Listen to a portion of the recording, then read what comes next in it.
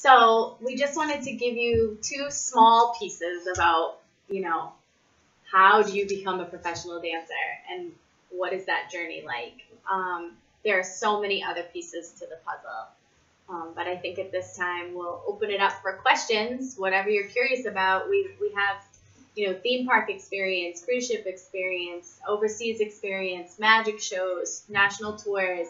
We have a lot of experience between us, owning a studio, teaching at different studios. So whatever you're curious about, you can ask. Where did you guys find who had auditions and go up? Did you guys see a list, or did you guys just search, or how do you guys find that kind of stuff right now? I actually had, it was a newspaper. Is it still out? Online now, yeah. Yeah, because back then, online really wasn't a huge option.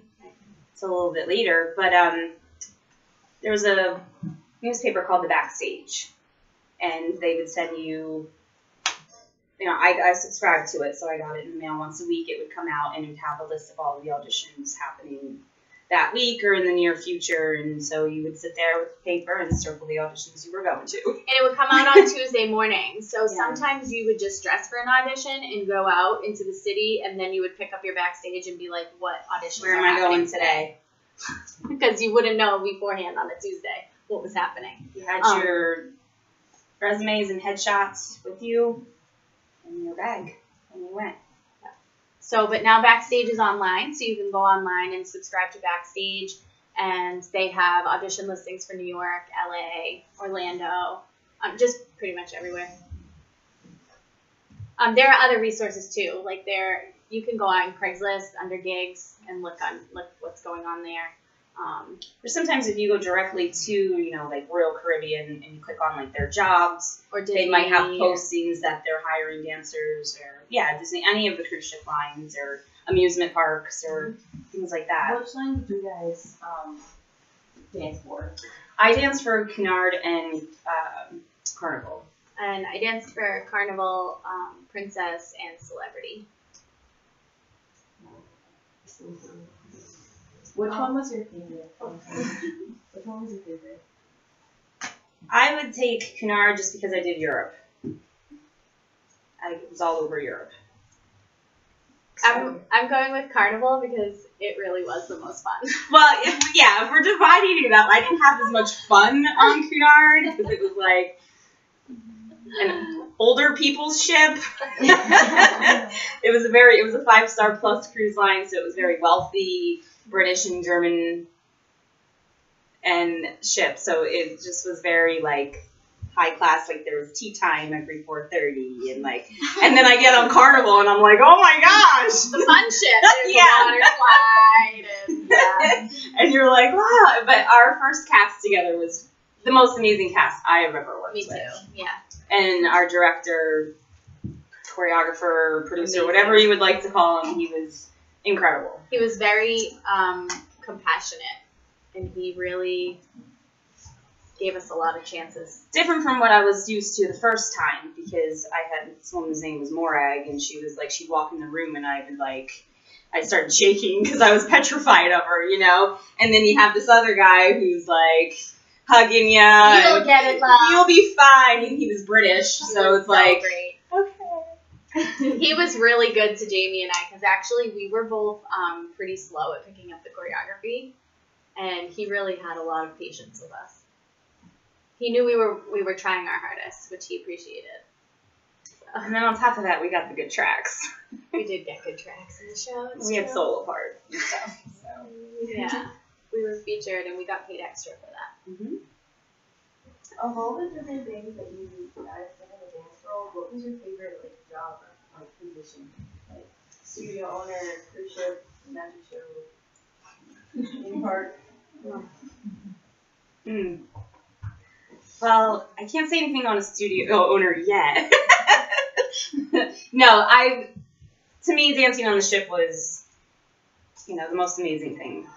This is a whole nother journey, doing this part of it, because now I'm giving it to you guys. So before on the ships, it was it was my doing it. Now I want to help you guys do it. And I think that's awesome. So I'm getting like the best of both worlds. Yeah, I feel similarly. I think I had the most fun and really lived it up in my 20s on cruise ships. But now that I'm a dance movement therapist and counselor and I spend all day like, you know, moving and talking with teens and helping them find ways to express themselves nonviolently and find peace within themselves, that truly is a gift. I feel honored every day that they trust me enough to allow me to be a part of their life experience. Anybody else? Yes, Hannah. How did you know when like you wanted to dance professionally? I knew at a very young age. I mean, I was little too. And it just, there was nothing else that interested me. You know, growing up, like, of course, when you're 5, like, oh yeah, I want to be a dancer, I want to be a rockette. Well, that just continued. There was nothing else, like, you know, and then in schools, like, guidance counselors would try to interest me in different things, and I'm like, I didn't do anything else in school. Like, I didn't play any other sports. I didn't have any, like, dance was just it, and there was really no questions about it. And my senior year, like, I didn't really have a senior year. I was out dancing at a different dance studio every night of the week. And because I knew I wasn't going to college, so I didn't know what was going to happen after high school. So there was just no, I don't know, for me, it just, there was no question. Like, this is what I'm doing. Yeah, for me, I think it was something I wanted always, but never believed I could do. So it wasn't until those teachers sat me down and told me that they believed in me that I believed in me.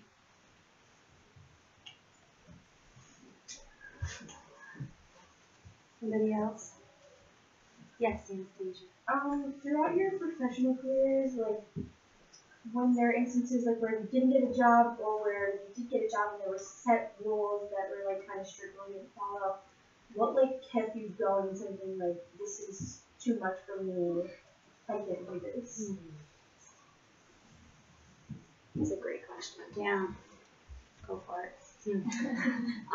Well, when I wasn't getting jobs, I don't know, there was like a small, quiet voice deep down inside that would say, you can do this. You just have to keep going. And then once I passed my first full audition, that gave me like a boost of confidence so that the next time I would go into an audition, I would be like, all right, you passed one, you can pass another. So there was that. There was sort of like my will and like the words from my teachers that would like be in there somewhere. And then, just building up that confidence by continuing to go and getting further and further each time. And I think at the very base of all of that was just like this desire to prove to myself that I could do it. It was just so strong. So many people had said like, dancing, like what are you going to do with that? How are you going to make a living off of that? And that really fueled me. You know, I'm one of those people, it's like, you want to see me do something, tell me I can't do it. And I will show you how well I can do it. Yeah. Pretty much the same. Like, you know, there's just gotta stay positive through it. Reach out to friends, especially dancers, you know, other friends. I mean, my mother was a huge support in it. Told me pretty much to get over myself and stop having a pity party. So, and if you want it bad enough, you're gonna get it. So you just gotta keep going back to the positive and pushing forward. Yeah, just don't ever stop. Because if it's something you want, you can have it. Yeah, it's not going to be a smooth road ahead of you, but, you know. Anybody else? Ash. Do you guys have a favorite dance that you did? Or like a favorite show? Well. I have a lot that I like. Talk about it. Well, I remember getting picked I remember we went to see this because when we got on the ship, we watched the shows. And we watched the other casts do the shows, and it was the first time seeing what we're going to be doing. And her and I were sitting there, and she's like, they did a West Side Story section. And they're, It was a pot of dough. thank you. And she's like, I want to be Maria. I want to be Maria. I just saw this girl, like, she's standing on the balcony, and the boy comes to get her, and she does this beautiful développé onto his shoulder. And in that moment, I was like, I want that part. Like, I was freaking out. I was like, I want that part. And she was like, okay. I don't really remember. Did I specifically want a part? Or I just remember finding out the part that I got. When I put the connection together, like, because they did this terrible number called Hundreds of Girls. And I didn't have to go to rehearsal in the morning for it. And I got to thinking, I'm like, thinking back to the show, and I'm like, wait a second. But she, at first, was like, why am I not in that? Yeah, because here I'm like, here we go again. I'm not going to be in this number. Like, all over again. I have to prove myself. And, yeah, I'm like, why didn't I have to? And I remember walking back to the room, and you know, why am I not going? And then I put the whole track together, and I was like, I got a featured part. I did the dancing in the dark. Yeah. I caught a fly, actually, wasn't it? 3? You had 2. I had 2 boys. Males, yeah. Mm-hmm. So it was pretty cool. But yeah, we just had a lot of fun. And Take Back Your Mink was one of my. I think because we hit it off so well, right? And we just enjoyed each other's company on stage as well. Yeah. Like, we just had so much fun together on stage. So, I mean, I was Bambi in the wings the one night. She's holding me. They had this fog machine, right? It was a fog machine? Yes. Yeah, they had this fog machine. It was for some part of our number, Phantom or something. But after Phantom, we had to come out and start doing a chorus line. So we had these traveling kicks that we had to do across the stage, and we would come out in a long line of dancers. And this one night, We're in heels. They ordered the wrong fog, so it reacted badly with the stage, and it made it like a skating rink. And we didn't know because we're the finale number after Phantom. So here we are in the wings getting ready to go on, and all of a sudden, first dancer, down on the ground. Second dancer, down on the ground. The third dancer, the dance captain, just walked right kept past going them. right over them. She just trampled over them. This one's trying to get off, but she's slipping in the wing, and I'm like holding her like this. I'm like trying to get her. And, you know, we eventually made it out there. We all fell almost. She fell in the wings, but she never fell on stage. I fell on stage quite a bit.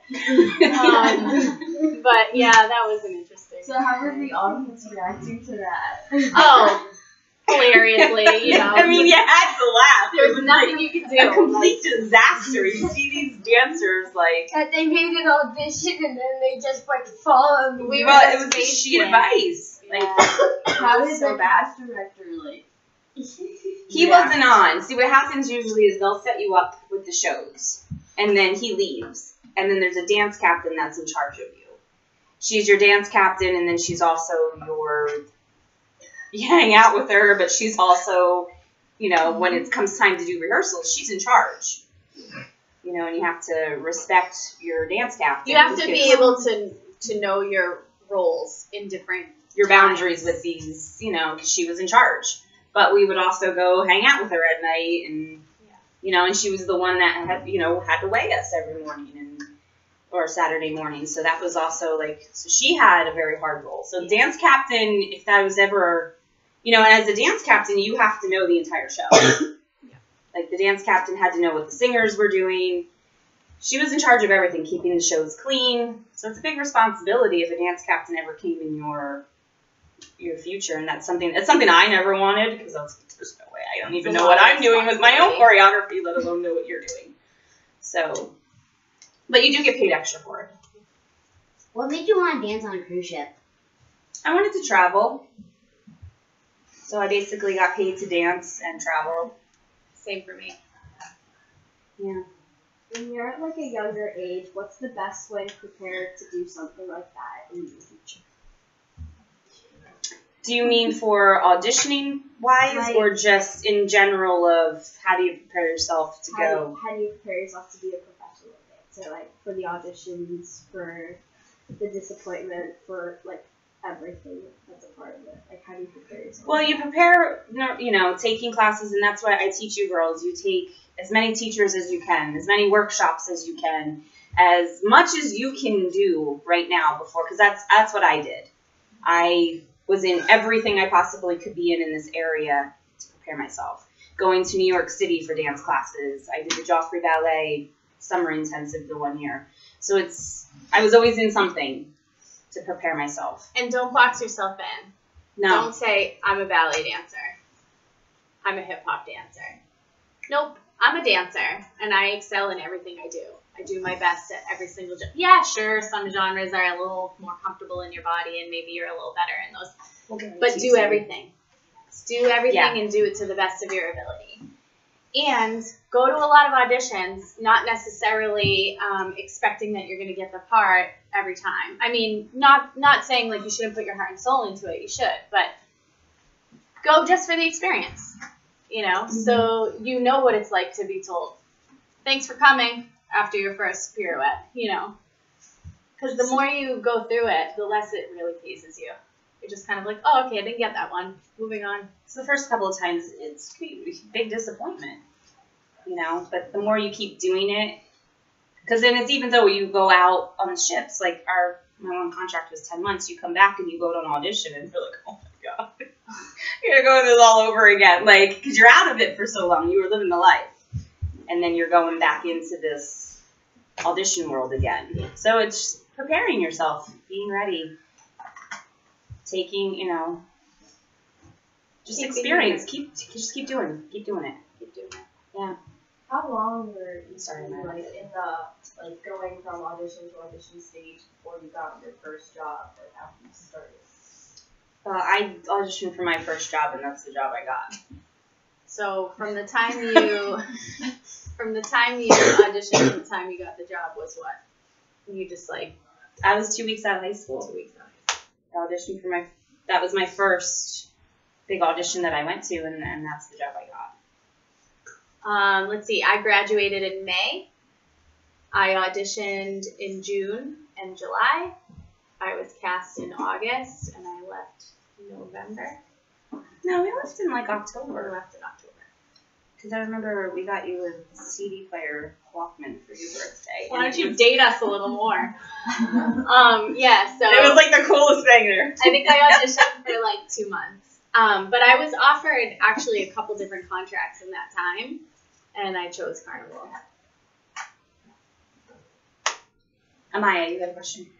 Is the picture on the shelf one of your pictures that you were on the cruise ship? Yeah, I took that picture. that one is. Most of them are. Most of them I took. Yeah. Yeah, because this one tears her ACL on me and then gets sent home and leaves me for 3 months. Yeah, and got pretty. She got injured. We can talk about that another day. So I think if there are no more questions, I think what Miss Jamie and I will do. Did you bring your DVDs? No. Okay. So I can show you just a couple of clips of my demo reel, maybe if that's of interest to you, so you can kind of see.